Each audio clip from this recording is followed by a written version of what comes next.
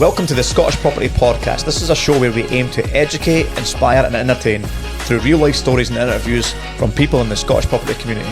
As always, thanks for listening and give us a follow on social media and subscribe to our YouTube channel.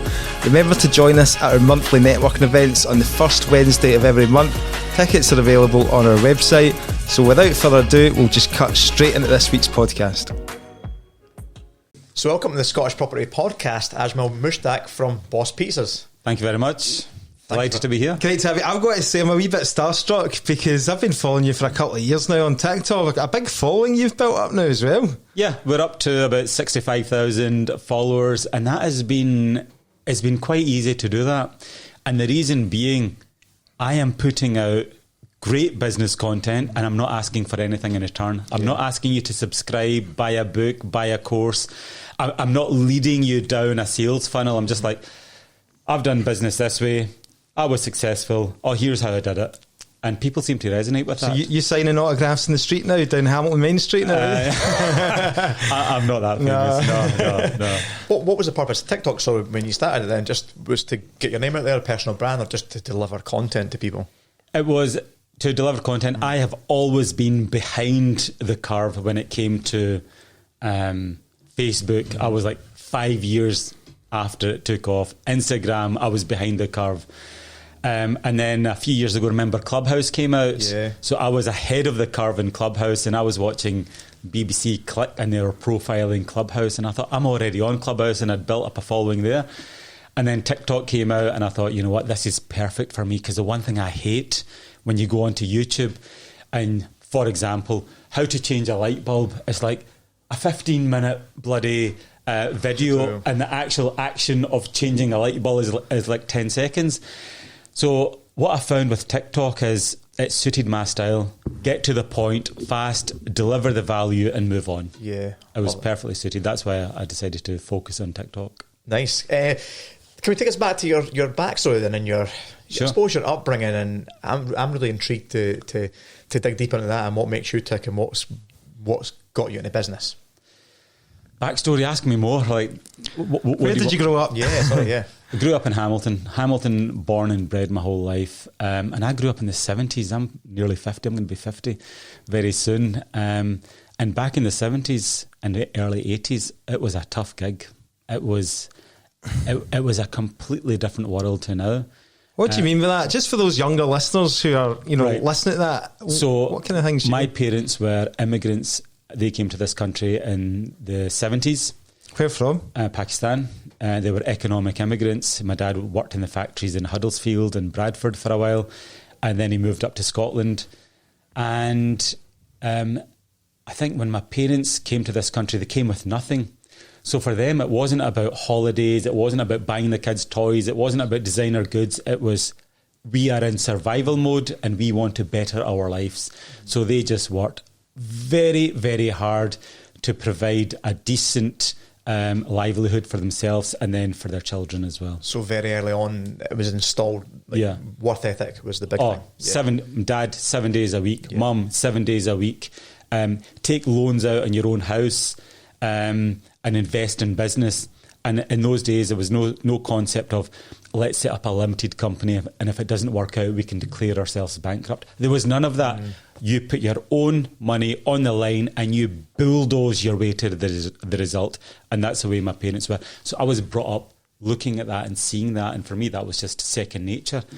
And now when I am running a business and I see people who want 2 days off or 3 days off, I think, my God, that is luxurious compared to, where my parents. Yeah, exactly. What did your parents do growing up? So they had a restaurant, right, and that was it. So they came to this country. The only thing they knew how to do was cook good food. So they opened up a little restaurant, and from that, they didn't make mega money, but they made enough money that allowed my dad to have an okay living. Lived in a sort of normal house, and he invested all of his earnings and income into the education of the children, the 4 siblings. And that was really, really valuable for us. So I know you don't want to go into too much specifics about the restaurant, but it's obviously people need to understand your background and how you came to be Boss Pizza today. So you've always been in that obviously, as a family member, were you working in the restaurants as well? From the age of 14, I was working in the restaurants every weekend. When I was off at university, I would be working with my dad in his business. And summer holidays, you're working every day. It was a proper little family business. And then I went off to university. I studied law. And then I got a job in London for Accenture, the biggest consultancy in the world. Very much corporate environment. Yeah, then. for 10 years. But then I had this burning desire to run my own business. And at that point, my dad was struggling with his little business. He was getting on, he was 65, 66. And running your own business at that age, especially one where you're standing 6-7 hours a night, was hard. So I took over that business. It was just a small 30-seater restaurant. And then I grew it into being the biggest takeaway operation in Britain within 5 years. Wow. So that was quite special. UK-wide then? Yeah. Wow. Yeah. It was the biggest single takeaway operation in Britain. And if you see the pictures of it, it's like an aircraft hangar of a kitchen. And it was profiled in the media like hundreds and hundreds of times. You just need to Google Mushtaqs of Hamilton and you can see the pictures. And obviously you've sold that business, you've moved on. Yep. And how did you get that drive again? Did you always have the drive to go and start a new business? Did you have that before you sold? Like, how did that transition happen? COVID happened and then we thought, okay, the restaurant's closed. What we need to do is we should maybe start a little pizza business in the corner of the kitchen to supplement the income of the lost sales from the seating area of the restaurant. Started Boss Pizza in the corner of the kitchen and it just exploded. The sales went insane, and then from there we started opening up other branches. Now we're franchising it out all over the UK. I see Aberdeen as well, that was in the press recently. Aberdeen, Oldham, Wolverhampton, London, northeast of Scotland, Glasgow. So when someone buys a franchise, if you were to buy a franchise today, it would take about 16 months for the open store to get landed, to turn the key and start trading. So the lead time is quite long. So by this time next year, there'll probably be about 20 branches open across the UK. Wow. One more thing on the background before we move on. I saw something the other day of the martial arts background, and it tied to my upbringing, and I wanted to ask if you thought that had something to do with the person you became in business. Yeah. When you turn up to martial arts, you are on a continuous journey of self-improvement. You're always looking for the next belt up, the next improvement, then the next pattern, the next fighting technique. You're go. You're improving yourself day in, day out. And if you do that long enough, that just becomes inherent in your DNA. So whatever I'm doing, I'm always looking for ways to improve the business, the operations, the marketing. No matter what it is, I'm just constantly looking for improvement, and that I can trace that back to my martial art days. What age did you start martial arts, and which martial art did you start? 10 years old, and I did Taekwondo. And in 1990, I was a European Taekwondo champion. Oh, there you go. And I'd totally forgotten about that. That was a long time ago, but I was on a podcast a couple of weeks ago, and I was one of the instructors that was actually on the podcast as well. And so we got speaking about that, and we reminisced about the old times. So, that was fantastic. Did your parents force you into it, put you into it? My dad got me into martial arts, and then after about 7 years, I was nearly a black belt, and I wanted to quit. Yeah. I didn't want to do that, and then my mum forced me. Yeah. My mum said, "You are going to get your black belt. We've invested all this time and energy. You are going to get the result." And I'm glad she did, because after that, I actually won the European Taekwondo champion. So there's a lesson in that for all parents. It's very easy to listen to your children's wishes and say, "Oh, they don't fancy doing it. Let's just let them relax." And it's a life lesson, and it's a tough lesson in life. Yeah. To do what you don't feel like doing. Yeah, exactly. You show up. You've committed to achieving something. Yeah. Show up consistently and commit to it. Whereas, my daughter's now 8. I'm trying to let her find her own way, and I'm wanting to push her into jiu-jitsu and the stuff that I did growing up from a young age, because I know how important these things are. Yeah. Hugely. And you say, "I don't want to go. I don't fancy going." You're going. Yeah. You're no choice. Good. You're going. And if you look at Tiger Woods, Lewis Hamilton, the Serena Williams, Venus Williams, their parents, even Andy Murray, you can see their parents micromanaged that result for them. They pushed their kids to the point where they achieved success. And I think there's a lesson in that. Okay, maybe not be that extreme, but there are some good principles in that. I mean, on parenting, because I think it is, a lot of people will be listening to this going, God, I can't get my kid to do anything. I'm one of them, by the way. I've got a 12-year-old at the moment. I struggle to get him into anything sporty because he's just so focused on the computer, you know, and it's just on Fortnite and all the rest of it. And it's a fight. It is a fight. And surely, you know, have you got kids yourself now? 13-year-old son and an 8-year-old daughter.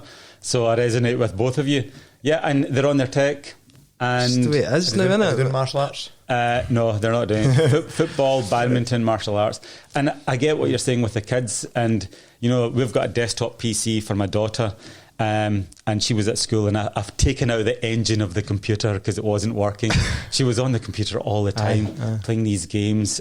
So we've given her a bit of a 2-week detox, and I think they need that. It does. Well, we definitely have to kind of implement that sometimes as well. Yeah. And you notice a change, actually. You do notice a change in them. Yeah. If you do even a week, you know, I've noticed that you build up a bit more connection. Because for a time there, my 12-year-old, I was like that. He doesn't want to speak to me anymore, doesn't want to do with me anymore, but you take away that tech and you force them to have the conversations again.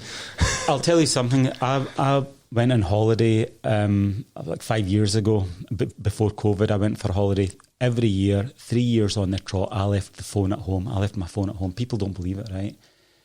And that was the best holiday ever because I was there 100% with my family. And I think it's very easy to just pick up the phone and get distracted. Distracted by an email and messages. And it's hard as a business owner because you're at the beck and call of the business. Exactly. 24/7. You don't switch off that, but your family don't get the best off you, do they? Exactly, yeah. So leaving the phone at home was the best thing ever, and it was the best holiday I've ever had, the best holidays I've ever had. And I used to tell everyone, leave your phone at home, leave your phone at home. And there's quite a few TikToks of me doing talks to like large audiences where I'm saying, oh, you've got to leave your phone at home when you go on holiday because you're 100% present and it'll be the best holiday, and it really is. And then the last time I went on holiday, I was at the Hilton Dalaman, arrived at reception, and I'm trying to pay the bill and the card's declined. Not declined, but it needs authorisation. It needs that 2-factor authentication, and my phone's back in Glasgow. And here I'm standing at Target, and I'm on the phone to my bank in the UK for like an hour. And the lady's looking at me. She's like, "You've not even got any money." This is what she's thinking. I'm like, and I know that's what she's thinking. But thankfully, I got through the end. Thankfully, you know, I got through to the bank and we managed to pay the bill. That's a good point though, because it's getting harder to switch off now in society because we're so reliant on it. On anything we want to do, we have to download the app. Yeah, from the simple things like running our own personal bank accounts. Everything's on your phone. So if you, I was thinking about that and just got back from Rome the other day with the wife, and it was good, and I switched off, and I've got one coming up soon, and I thought, I'm going to take his tip there and leave it at home. Then I thought, what about the stuff you're really, really relying on? Yeah. Because there's things like that that like... But there's a certain, I don't know about you, but for me it's a bit of escapism as well from the day-to-day stress, running a business as well. If I scroll on TikTok, and that's how I came across you, by the way, for me that's a bit of escapism. I'm just like, I go and auto scroll and just like that, zone out. But we're numbing, your kids are doing that. You're in your 40s and you're doing that. Imagine your kids are doing that without the reality of business, or you know what I mean? They're doing that from a young age. So this is the point where we bring out our phones and check our screen time then. do you think it's interesting? It's interesting you say that, yeah. It is a bit of escapism, but so was a television, but we're not watching television anymore. Yeah. Do you guys sit in the evening and watch TV? Never know. Well, that's a good point, because we are obviously progressing now. Now with AI, I have discovered a new pastime, which is actually having chats to ChatGPT. I actually have conversations now with AI, and it's scary. I'm more likely to pick up the phone and have a chat to ChatGPT than my own missus now. Is that it? I'm kidding on, but it is getting to that point. Obviously, like you can find out anything you want and have a educated conversation with ChatGPT now, and that is quite scary. But like you say, it's changed from the TV to TikTok. It'll be AI. It'll be a robot sitting in front. We won't. That'll be what it is. Sorry, it's moving at a pace. Getting back to Boss Pizza, then those early days. We speak to business owners, and we just had the conversation there. The guy said, you need to discover your offer. What is your offer at the market? Why are you unique, and like what makes you different to any other pizza that I can get out there? So how did you approach that, and what is your kind of unique selling point. USP, right? Okay, I used to talk a lot about this. Unique selling point is bullshit. There is no such thing as unique selling point in business. And I'm happy to sit in a room full of marketing experts and be challenged on this point. USP is reserved for inventors and a brand new product to market, right? Name me any business, right? Podcast studio, right? For example, this podcast studio. Letting agent. I'm a letting agent. What is the difference between you as a letting agent and 1,000 other letting agents? Yeah, because that guy asked me and I was like, Lewis asked me. And I was like, well, I guess I just do the same. Exactly the same. And the way you distinguish yourself from the competition is, see if your competition's answering in 3 rings, you answer in 2 rings. If they get back, if they respond to your email in 24 hours, you do it in 12 hours. If they walk into your shop and it's really nice and clean, make sure your shop is just that cut above. Everything is branded and it just looks. So what I did with my first business, I'm in the food business. It's like, yeah, you could argue all day long that my food's the same as every other food out there. But what I did is I took every single tiny part of the business and I just made sure that was better across the board than my competition. And that's how we set ourselves apart. And the thousands of little things. And I would have competitors coming along and they would see this business as heaving, but they couldn't put their finger on which one is it? What is it? What is the magic formula here? Mm-hmm.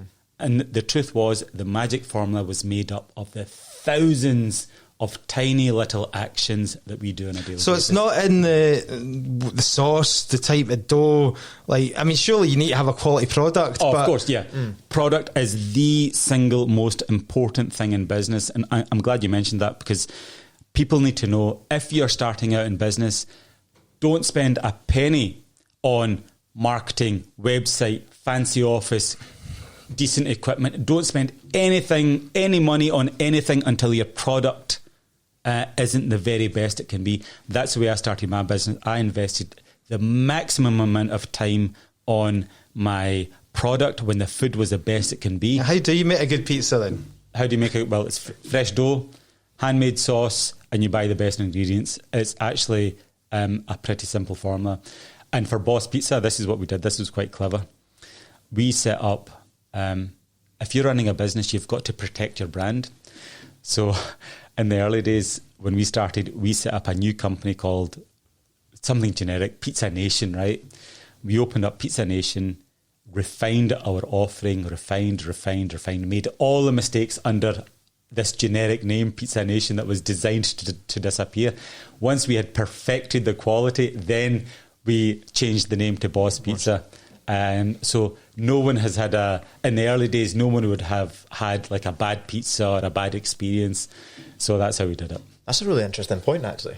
Because you know what it's like. It's word of mouth and reputation. And if you start off bad, perfecting your product, then you've got a few customers that, that wasn't that good. And then that word of mouth just spreads. Whereas, don't let another brand change it when we're ready to go. That's really... And that's exactly how I did Mushtaq's. When I grew Mushtaq's to being the biggest takeaway operation in Britain, I took over the business and I just ran it as the existing business. And we made all of our mistakes, we made all of our improvements, our refinements behind the scenes. And when we were happy with it, then I changed the name to Mushtaq's and I did the whole rebrand then. What was the difference between your father as a hard-working man growing this small family business to you coming in with a fresh set of eyes to grow it to what it was? Like, so what's the difference between setting the single business owner to that level? Well, how did you need to adapt, I guess? How did you need I suppose this is where it helps. I've come from a professional background. I understand systems, people, training, marketing, all of the basic building blocks of any business. I had exposure to in London when I was working as a consultant, number one. Number two, I am a business geek. I could talk about business all day long. Right from the days when I was a teenager, I would just be reading the business pages in the newspapers. I wasn't reading like the back pages, football or all the other pages. I only honed in on the business pages. And while I was in London, I developed this business model that could be applied to any business in the world, and it covers absolutely every element of running the business. So you think your time in the corporate world as an employee was important? Sorry, say that again? Do you think your time in the corporate world as an employee was important then to learn the lessons from a national multi-scaled company to 100%, because in the big companies you learn people, teams, systems, processes, training, professionalism, and these are basic fundamental building blocks for any business. And I think that was very, very good. And the advice I would give to any young person starting a business: don't be in a rush. Get out there in the real world. Work for a company. Understand how the world works, how companies work. And while you're doing all of that learning, you're actually saving up money as well, because you're earning money. And then after 5, 6 years, 10 years, then start a business. Don't be in a rush to start a business right now. You sound like you hear a lot of, I suppose, business gurus saying that you want to be that business owner that understands it from this higher place and doesn't understand the micro details, but you seem like you understand the micro details of your business and grew from there. So do you attribute that to your success? The success, or my success, has been in the level of detail. I operate at a micro level detail, and I'm not ashamed to admit the important things in my business, I micromanage them over the line. We're talking about Lewis Hamilton or Serena Williams' father, micromanaging every single move that their kids made to get them the result. And it's the same for my business. I micromanage the things that are important, and the things that aren't important, I offload to other people, like the accountants, the lawyers, all of that stuff. The marketing, sales is belonging to me, and everything else is offloaded. So that was going to be my next question. How do you decide what to outsource to someone else, and how do you know what skill set you're going to focus on that's going to grow it? Where your reputation is, so in sales, marketing, branding, that is the reputation of the business. That is under my stewardship, and all of the stuff like accountancy, logistics, legal work, all of the sort of stuff that isn't as fundamental to the growth of the business is offloaded. It's interesting. There's a huge amount of lessons here for the listeners, and I appreciate you sharing it. So you started in Boss Pizza, during COVID then? Yeah, it's 3 years old. 3 years old. So to bring us up to date where you are just now, can you share some top line figures then? Yeah, so we've got this time next year we'll have 20 stores open. We've got 4 stores open just now, and 20 stores are earmarked due to open in the next year, and we've got a plan to open up 300 stores within 5 years. That's franchise model? Franchise, yeah. Okay, got you. Around the whole UK? Yeah, all over the UK, yeah. Can you give us an idea of, like, the 4 stores that you've got at the moment? Are they all kind of local to Hamlin? Two in London. One is officially opened. One is due to officially open. We're just doing the launch party. The other one is actually sitting ready to open. That's in Shepherd's Bush. We've got one in Acton. We've got one in Hamilton. And we've got one in Larkhall. I'm assuming that it must be quite a competitive marketplace, though, because obviously you've got like Pizza Hut and all the rest of it. Very competitive. So, what's in your mind? What's going to kind of you're offering to the franchisee? Yep. What is how are you going to sell that? Oh, easy. Our pizzas. Well, we're going after the Domino's market. It's a multi-billion-pound market in the UK. And the way we've set up our brand, it's bigger, better, tastier than Domino's. So our pizzas, our large pizza compared to their large margherita, for example, ours is 40% bigger, 50% cheaper, and we've got more base sauce, tasty options on that as well. So bigger, better, tastier. And if you're a consumer out there, we want to target the Domino's consumers. Once a Domino's consumer has had our products, the question should be that we're planting in their heads is, why should we ever go back to Domino's? Because the pizzas are quite similar. It's a similar style of pizza as well. I'm getting hungry here talking about pizza. I'm thinking my wife's going to want a franchise in pizzas. Talking about pizzas, what you touched on there, that's a real bugbear of mine. I mean, we don't get Domino's that much, right? But the times we have for like kids' parties and all the rest of it, a large pizza at Domino's is not a large. Yes. We would class that as a medium. 12 inch or something like that. I'm like, what the hell is this? I'm expecting a 16 inch. Yeah. The guy comes with 12 inches. I'm like, is that a large, mate? Raging. Yeah. So I think you're onto something there. And business is very easy. In my opinion, you just need to do things. You need to do what the competition's doing it, but just do it better across the board and make sure you deliver a better service and at a better price point. You're going to win the day. It's a no-brainer. How do you appraise your franchisees and they're looking to going to a new location? Are you micromanaging that to make sure it's the right fit for the brand and how they're going to grow it? We're very careful in who we let on as a franchisee. We failed, our very first franchise store failed. That was in Motherwell. And the reason it failed is we were too lenient at the contractual stages. We allowed the franchisee to negotiate too much out of the franchise agreement. We were just super jolly and really keen to get the deal done. Big mistake. So again, a lesson for anyone out there: engage with your lawyers, make sure you do the proper diligence, have the proper agreements in place, and if that takes a little bit extra time, that's okay. When you say it failed, was the franchisee not making any money, or did it not work for you? The franchisee, without sort of bad-mouthing the franchisee, we allowed the franchisee to do things that he wasn't really supposed to be doing, like introduce other food items, other line items, and there were some termination clauses that we negotiated out as well, which we shouldn't have done. So we basically allowed this guy to take on the franchise, buy our operating model, and then walk off when it suited him. And again, that's good lessons. Yeah.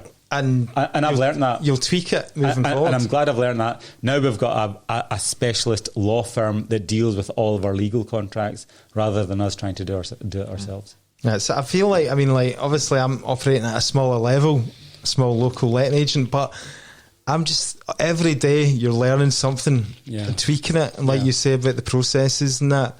Yeah. What's the secret to scaling then for people who are wanting to scale up? Okay, good question. Always be ahead of the curve. So let me take you back to when I started my little takeaway business. I knew it was going to be big. I just knew it because we had the right marketing, with the great product, we had the great customer service, great price point. We knew all that. So I had 5 extra people working for me because I knew the demand is going to be increasing. So when the demand went from 50 to 20 people, I then employed another 5 people. So we had 25 people doing the job of 20 people. That allowed us to grow. So at every single point, we were always like 5-6 employees ahead of the demand, and that allowed us to grow. And I think the mistake a lot of people make is they've got a room and maybe it's only got a capacity of 15, so that's all you can do. And then when the room's filled up, there's people waiting, then that's an issue. And by the time you get around to building an extension or, leasing out another bigger room to cater for the 20, you'll have lost some momentum. So we were always just one step ahead of the customer demand, and that allowed us to scale. You got comfortable with effectively earning less because you were spending more on the business and staff. Yeah. You just need to have that mindset that eventually it will come back. Yeah. Although you might, your own personal income and wealth is going to reduce. Yeah. You just need to think long term that eventually that will come good. Yeah, exactly. Interesting. I don't think I've spoken about this. I never took a wage for my business for the first 6 years of its operation. I would just take the bare minimum. That was a takeaway business. Yeah. So it was. I would walk to work because I live like 1 minute away. So I had no commute cost. I had no food cost because we would eat from the restaurant every day. And then I would just take out the bare minimum just to cover the mortgage, and that was it. And everything else was reinvested into the business. Meanwhile, your wife's working 80 hours a week. Yeah. I think that's where people go wrong when they start then, is they want to reap the rewards too quickly when they get the scale, rather than reinvesting it back and then grow. They're thinking, well, I need my salary to be 40 grand minimum or 50 grand. I'll take the base rate salary out. Yeah. Just keep it all going in. Well, that's what I did. I put all of the money back into the business. I wouldn't hesitate if one of the chefs said, "Oh, I'm struggling with this," I wouldn't hesitate to just buy him a £20,000 machine, or get new infrastructure in or new equipment. I wouldn't hesitate, or spend money in marketing. It was all just went back into the business, and the business grew. And then when it got to that point, then it was a different. And how do you keep good people? Oh, that's easy. How do you keep good people? You pay them well. You give them challenging work. You give them career progression. And the combination of all of this, I found, for me, worked really well. And I learnt that in London. When I started with Accenture, which is a global management consultancy, my salary was 40% above the market rate.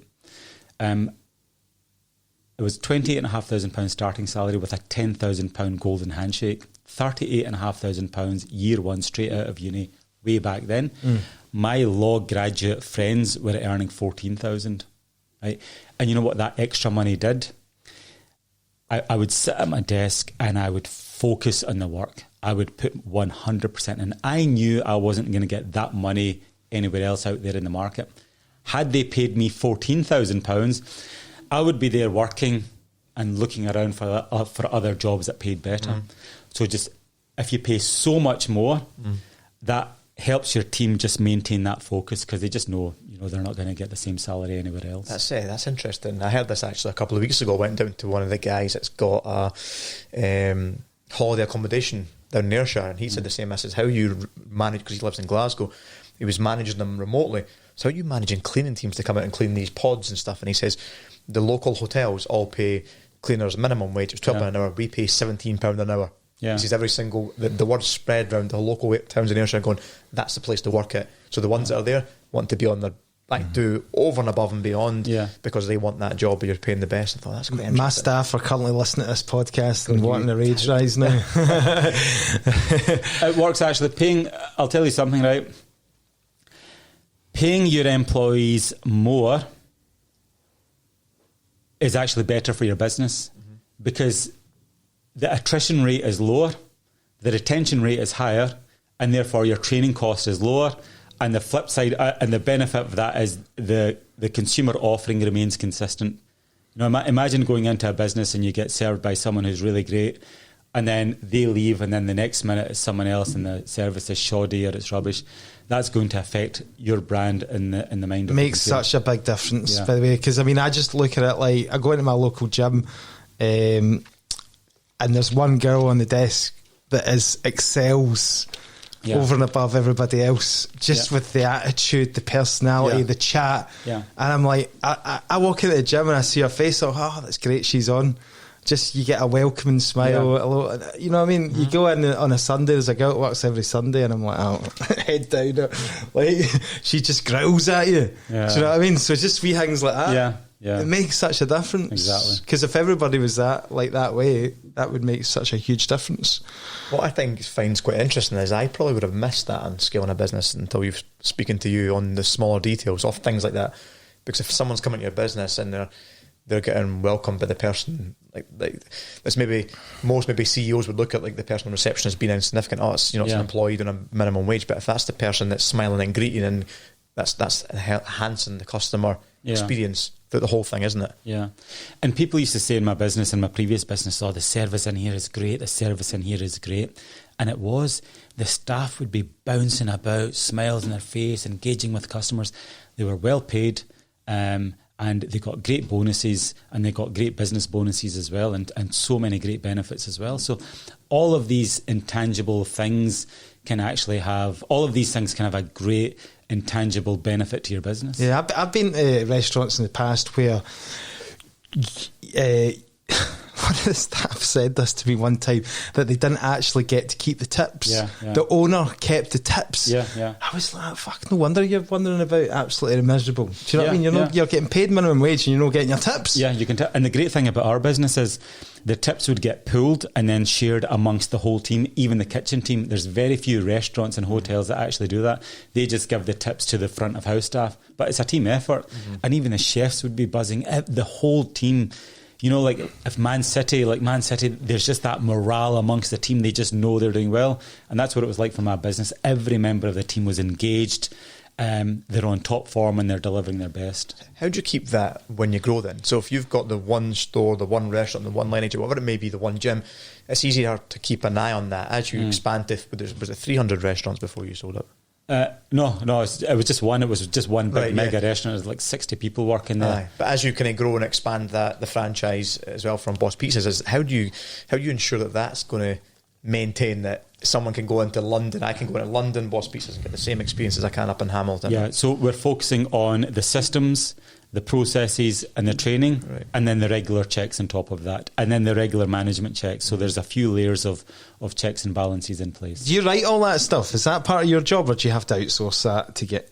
Well, I've done it for years. So it's just... is it like a manual? Because you hear you speak to people, like, I don't know, I've heard it mentioned in business podcasts and that, if you get a job at like Pret a Manger or something like that, or McDonald's, they've literally got every single process right down to how you actually mop the floor or something like that. Yeah. Is that... We've got the operating model. The operating manual, yeah. It tells every member of the team, every role and responsibility is well defined.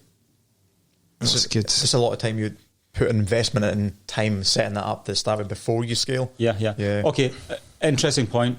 I have set up, in 3 years, I've managed to open up 4 shops. That is, and I'm a business guru, right? And you might think that's poor. That is actually excellent. And I'll tell you why. Because see, if you were to come to my office, if you were to open up the hatch and look at the foundation, that foundation that I've spent the last 3 years building can support a 300-story skyscraper. And I'm in no rush to build a big business. I'm doing it right, so I'm focusing on the foundation, and I've just been busy building the foundation for the past 3 years. So when we do scale, bang, you're not going to hear of Boss Pizza, and then bang, we're everywhere. Yeah. So that's the way that we're going to expand this business. Well, it'd be good to talk about property, I think. I mean, we've got 20 minutes left, if you're all right with that. Yeah. And obviously we touched on it when you came in. Don't really know much about your property portfolio, but it'd be great to find out a little bit about that and what started you off in property. Okay, my property portfolio is mixed. It's both commercial and residential. I fell into it by accident when I was aged 20, bought my first property when I was aged 20. I was living with my parents. At that point, I'd left school.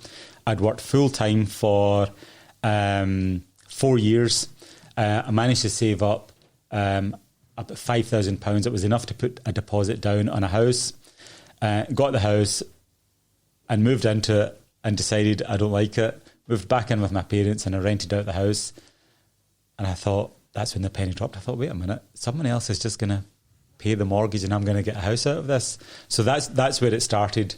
And then from there, just every couple of years, again, don't be in a rush. Every couple of years, saved up enough money to buy a flat, and then saved up some more money, buy a flat. And in those days, a flat would be about 50, 60,000. You would need 5 or 10% deposit. So what year would that have been roughly? 2000 and probably late 90s. Yeah, mid to late 90s. Okay, so good growth up until 2008. Then with that portfolio. Yeah, and then this is where a lot of people get it wrong. They think they're buying an expensive flat. No, all you have to worry about is just, can you save up enough money to afford the deposit? That's it, the 5%. So if a flat's 60,000, all you need is £3,000. And you ask any young working person, can you save up £1,000 at a push? And they'll probably say, you know what, if we really tried, we probably could, right? Do that a few times over, yeah. Do that 3 times, and then you've got enough to buy a flat. But so that's, you've been in it a long time then. Yeah. So over that 25 years then, what is that investing kind of journey look like for you then? Because I presume as a successful business, you've got money to invest as well. Where do you invest? So I invested all in Hamilton, and then when I moved to London, I sold all of the properties, and then when I worked in London for 10 years, and then came back to Hamilton and focused on my business. And it wasn't my intention to actually get back into property, but the next door property came up for sale and I thought, you know what, that's quite handy, I'll buy that. A residential or commercial? Commercial. And then the next door property came up, oh, that's quite handy, I'll buy that. Then the next door one came up and that's got like 40 car parking spaces, you know what, that'll come in handy, I'll buy that. And then just by me being there on Almada Street, I ended up buying like 10 properties within a 1 acre site all joined together, and the land and marriage value of that is insane. It's like worth so much money, whereas the individual properties are maybe worth like 400,000, 200,000, 100,000, but the land and marriage value of having all of that in Almada Street is just phenomenal. So you're buying up the Hamilton monopoly board then? Just because you've got the whole site there, and then I had, like, at that point I had 60 people working for me.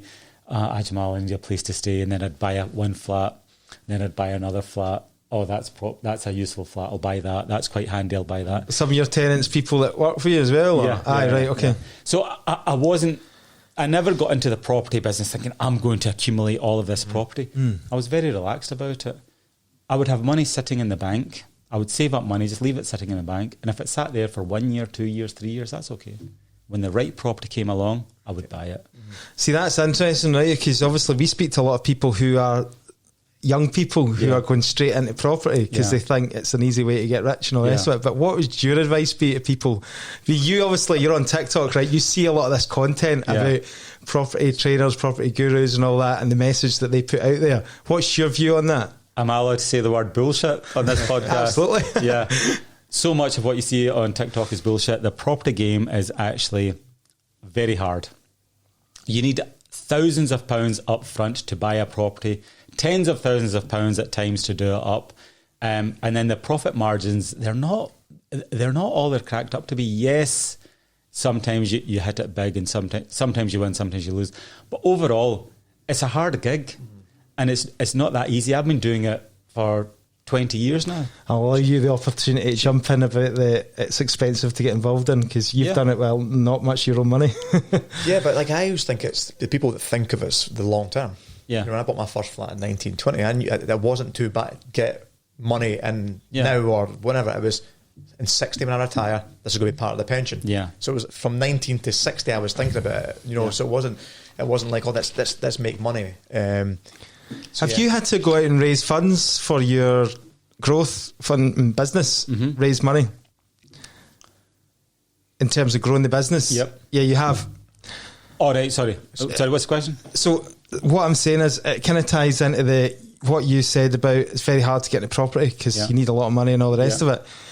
I'm looking at the business as well. Obviously, like growth and acquisition, you need money. Yep. Is that just naturally wealth that you've built up that you've had access to, or have you had to go out and get private investor finance? I sold my previous business, so that's funded a lot of Boss Pizza.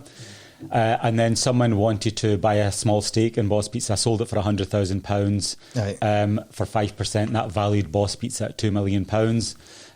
We've got the shareholder agreement, everything in that. So it's good to have the value of the business within 2 years. Boss Pizza was worth £2 million. This is when it was still in the runway. It hadn't even taken off yet. So we're still on the runway and the plane's just about to lift off now. So the valuation is just going to increase more and more over the time. And how many properties have you got now? Residential, commercial, probably about 30. But it's not the number of properties, it's the value of the properties. And how do you see that fitting into your, like, again, it sounds like you didn't really think too much about it, like long-term strategy. But like for me, for example, it's about, property eventually as a kind of like additional fund to my retirement, passive income and that sort of thing. Is that how you see it as well, long-term play? Where you win in property is if you play the long game. If you play the short game, there is a higher risk that you end up with not very much because, you know, by the time you pay your legal fees, your stamp duties, you know, all of the hundreds of overheads, it's not that lucrative at all. So where you win in property is if you play the long game. And I'll tell you something else, right? I've learnt this from, I watched, when I was in my early 20s, I saw my dad and my uncle have a discussion. They bought a cottage for £53,000, right? But they had to pay, no, it was 53,000, but they paid 56,000 because they really wanted it. And the lady was quite determined that she wanted more. So they paid £56,000 for it, £3,000 over. And I remember my dad and my uncle thinking, gosh, we've paid too much for that. We've paid £3,000 over, right? Fast forward 20 years, that £3,000 is insignificant. So what I've learned from that is if I really want a property, I don't mind paying an extra 5, 10, 20, 30,000 pounds for it, even £100,000 for it. I don't mind, because if you take the long-term view, that £100,000 or £50,000 is insignificant. And would you go residential or commercial if you were starting from scratch with nothing? Commercial all day long. Commercial property is so easy and there is so little regulation. So for residential, you've got the PAT testing, the gas safety certificates, you've got the lead test, Legionella tests, and then once the tenants are in, there's so much regulation that protects the tenants, which can be good as well. But there's so many rent deposit scheme. There's so many rules and regulations. And And that's why all of my residential properties are let out through agents, because I just don't have the time to deal with all that nonsense, all the sort of, the admin and whatever it is. Whereas commercial... We need to clip that bit, by the way, because I'm a letting agent, so I'm going to clip that and put it out on my social media. I give you that one every week we record. Yeah. Then commercial is really easy. I've had properties where I get the date of entry comes, I get the key, I hand it to the agent, he advertises it, and I don't have to spend a penny. I don't have to spend a minute's worth of effort improving the place or getting it done up. I have to spend no time, no effort on that. Just get an FRI lease on it and go. Just explain what an FRI lease is: full repairing, insuring lease. Yeah. And that basically what that means is, for the viewers who don't know, the tenant is responsible for everything. If there's a leaky roof, the commercial tenant is responsible. If the lights go out, it's the tenant's responsibility, whereas it's totally the opposite in residential. So I love commercial because it's so easy. Do you buy commercial with a strategy, with a tenant in mind lined up, or do you just buy it? Just buy it. If I like the unit, and if it's if I like the unit, I buy it. Is there a point? Is there a niche point? Is there a point where you say it's got to be so many thousand square feet, or this type of construction, or this type of location? Is it something that ticks the boxes for you? Just if it suits me, and it's quite hard. No, I don't have any set criteria that has to check. If it's just close to Hamilton, not too far away, and it can be easily managed, and I know there's a demand for it, I'll buy it. Do you manage them all in house with your staff then, the commercial and residential? No, it's all outsourced. Outsourced. Yeah. And what were your plans for the portfolio in the future? Do you have any, or is it going to be just the same again? Just sit on it. Yeah, sit on it. And at this moment in time, although I'm quite heavily invested into property, I'm not looking for any property. But if the right one comes along, snap it up. Yeah. And this goes back to having money in the bank. And no one is mentioning this. You must have money in the bank, because even having money in the bank gives you options. If it just sits there and sits there. I've had money sitting in the bank sometimes for years. And you hear all of these gurus saying, it's losing its value. It should be invested in something else. In my opinion, I should sit in the bank. I'm all right then. I'm all good. Because I get absolutely slated. I get pounded. Because I haven't been that active. Let's be blunt in terms of investing. Where as I'm sitting beside Stephen here, at the same time that I've bought one property, he's bought about hundreds. Do you know what I mean? So but that's good to hear you say. Don't take that. And then have the money there, right? And then what it does do is you can actually just buy whatever you want, whenever you want, whenever it comes about. So I had money in the bank, right? I owned 10 properties in one block in Hamilton, right? But there was one property I didn't own, and if someone else bought that would have been a thorn in my side forever, right? And I just said to the guy, this was many years ago, 15 years ago or something, the shop was worth about £40,000-50,000. I said to the guy, I'll pay you £80,000. I want the date of entry to be tomorrow. And he agreed. And I got the keys the very next day. And I was thinking, had I not had the money sitting in the bank, someone else might have bid 60,000, 65,000, outbid me and got the shop, and then that would have not been great for me. So that's why I think it's always good having money in the bank. Anyway, I just said something there that's quite unbelievable. I said to the guy, I want the date of entry to be tomorrow. And he said, okay. So I phoned my solicitor up, Carties of Hamilton, Jim Toner. He'll verify this. I said, Jim, the date of entry is tomorrow. He goes, it can't be done. I said, Jim, it's a bit of paperwork. Just fucking do it.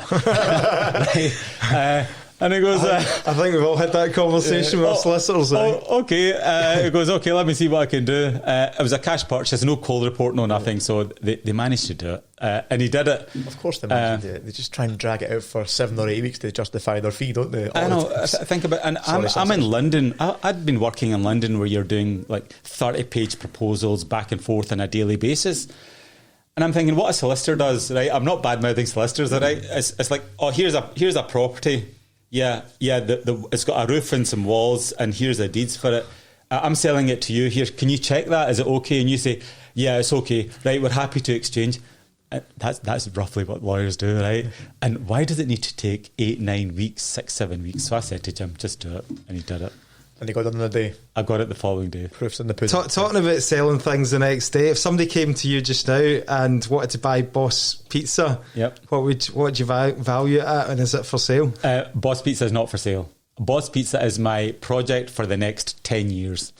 Or at least 7 to 10 years. I'm going to retire when I sell Boss Pizza 10 years. I'm going to be 60 at that point. I'm not in Boss Pizza to make money. I'm in Boss Pizza to just see how far we can take this little business and to grow it. That's the business challenge for me. And I want the people that come on this journey with me to enjoy the fruits of that journey. And is that the reason behind the social media stuff and the TikTok stuff? Yeah. Is that kind of the reason that, like, it's quite good just following your journey as well? Is that why you're doing that? Is it kind of to show the progress? The TikTok I'm doing because I love talking about business. And I think the reason I'm doing TikTok is there are too many gurus out there giving rubbish advice and charging a lot of money. And if I can move into that space and give experiences from my own business journey free of charge, someone might say, you know what, yeah, that's a good point. That's just saved me £2,000 in this bullshit. And do you get messages from people and all that? All the time. Have you had any good TikTok hate? Because there's some hate out there as well. There's some real kind of nut jobs out there. Yeah. Any good ones? The way I manage hate is, and I think everyone listening to this podcast needs to know, if you're getting hate from someone that's doing worse off than you. No one better than you. No one doing better than you will ever give you hate. So the way I deal with hate is click the wee arrow, block. I don't even need to let it enter my mind space. I don't even give it 1 second of thought. If anyone's giving me hate or negativity, and I get it enough, just block them straight away. Good strategy. Well, listen, that's been brilliant. Sorry, on you go. I'll tell you one other thing. The more successful you get, the more hate and criticism you'll get. So be prepared for it. See, when you're starting out in your career, everyone's rooting for you. But see, when you make it, then it's like the haters come out the woodwork from every angle. I suppose if you're not pushing and you're not growing and you're not getting the haters, you're not doing enough. Yeah, exactly. Yeah, that's quite an interesting point. Yeah. I love to hear as well about the fact that you see Boss Pizza as your retirement project, that project that you want to take it to a certain point. Yeah. That's not for sale right now. It's not about the monetary. It's going to be the journey. Yeah. And I think I struggle with that to start with. I always think about the destination rather than the journey, and enjoying the journey and enjoying the growth. I'm really enjoying the journey. Mm-hmm. We're bringing on some amazing franchisees, and we're all excited about building a really fantastic business. And that is my mission, to build a fantastic business. And I can look back and say, you know what? Yeah, I started that and grew it to being a massive operation across all over the UK. Maybe there's your niche instead of the businessy guru. You can be maybe, because the thing I'm thinking of having a conversation with you right now is I want to be a franchisee. Because if I work with someone like you that's got all the experience in business, think about the lessons that I would learn in other businesses going forward as well. So maybe that's your niche. I'm not going to sell the business advice. You can be a franchisee with it and you can be part of the growth. I think that goes hand in hand. If anyone is a franchise partner with me, they become my partner and we're on this journey together. And the only way Boss Pizza is going to succeed is if those franchisees are succeeding. Yeah. And my mission is to make them as successful as possible. And if I do that, I tell you what, they're going to grow the business for me. Yeah. They're going to come back to me and say, Ajmal, my brother wants a franchise, my friend wants a franchise.